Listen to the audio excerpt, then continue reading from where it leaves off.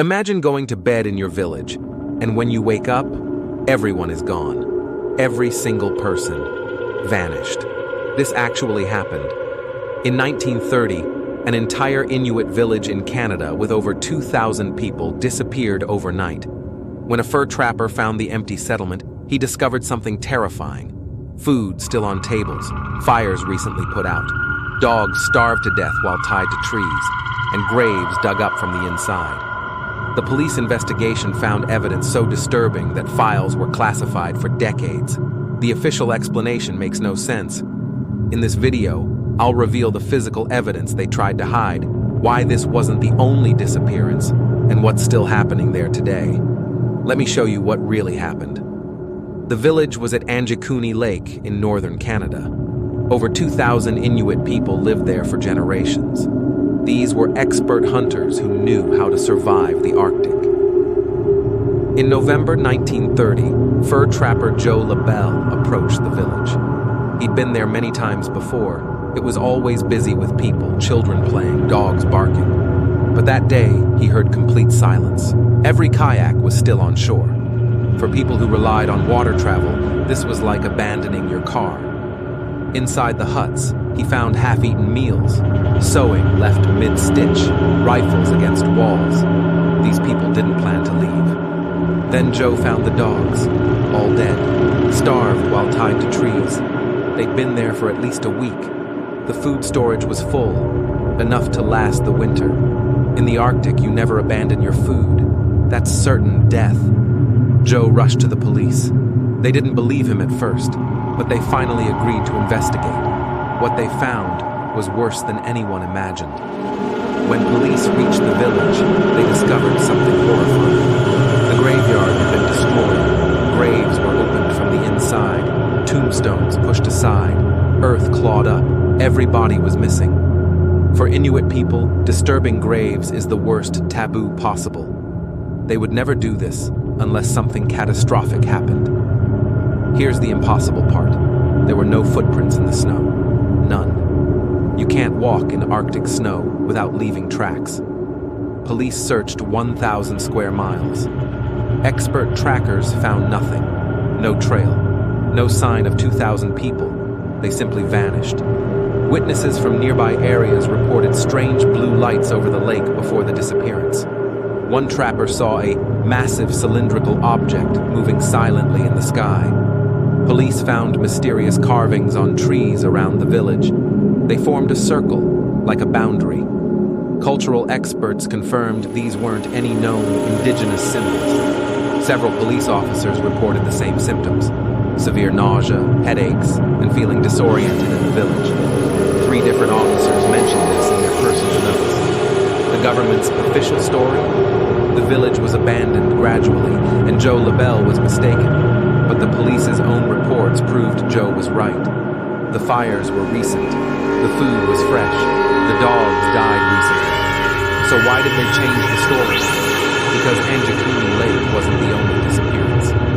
Between 1900 and 1950, 7 entire indigenous communities vanished the same way across Canada and Alaska. In 1905, a ship captain found an empty Alaskan village. Same details: kayaks on shore, food left out, dead dogs, disturbed graves. His crew refused to stay overnight. They felt watched. In 1922, another settlement near Great Slave Lake was found abandoned. The manager reported strange atmospheric phenomena, unusual lights, and a humming sound. In the 1990s, a historian fought for years to get the police files.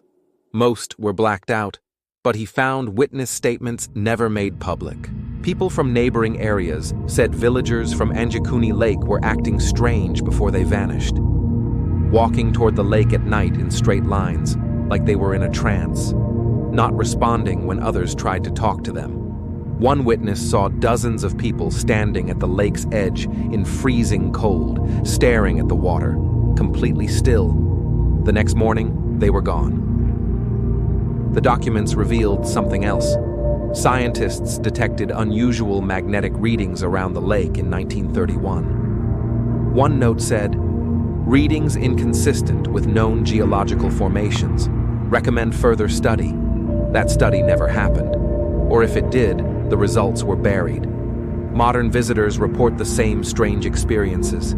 Compasses spinning, electronics failing, hearing voices when no one's there. And people still disappear in that region. Not whole villages anymore, but individuals and small groups.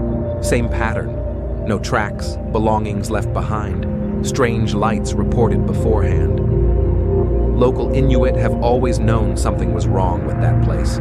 Their stories going back centuries describe a presence that takes people. Then, in 2015, everything changed. The truth, 1,000 to 1,500 words. A geological survey team made a shocking discovery beneath Angikuni Lake. Before the project was shut down, one team member leaked the information. Using ground-penetrating radar, they found massive underground structures, not natural caves. These showed geometric precision, signs of construction, tunnels and chambers going deep underground, organized in patterns. Some chambers were huge, large enough for thousands of people. The structures were ancient, potentially thousands of years old. But here's the terrifying part. The team detected heat signatures underground where there should be none. Electromagnetic fields pulsing in regular patterns. And movement. Over 3 weeks, their radar showed large objects moving through the chambers, not rocks shifting, movement suggesting something alive or mechanical. 2 weeks later, the government shut down the survey. They called it budget cuts. The team had to sign non-disclosure agreements. All their data was taken. So there's a massive underground structure beneath the lake. It generates heat and electromagnetic activity. And it's exactly where 2,000 people vanished in 1930. If you love stories like this, hit like and subscribe to The Unknown Files, where every secret finds its voice.